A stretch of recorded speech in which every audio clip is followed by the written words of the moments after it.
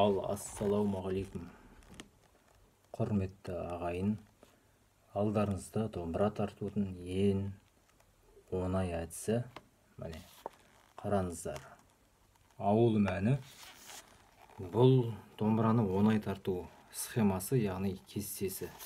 Міне, сандар арқылы санап табасыздар. Мысалы, үстінде 0, астында 0. Мына екі санды сіздер домбырада санап табасыздар. 0-ді баспаймыз, мынау қағысы төмен. Яғни төмен тартамыз. Яғни мына жерде 0 мен мысалы 2 болса, бірінші перне, екінші перне. Екінші пернені жоғары тартамыз. Осылай сандарды тек санап табамыз. Осындай домбыраны оңай үйрену схемасы бар. Алам десеңіздер, комментарийге жазыңыздар. Ішінде 7 хит ән бар. Ал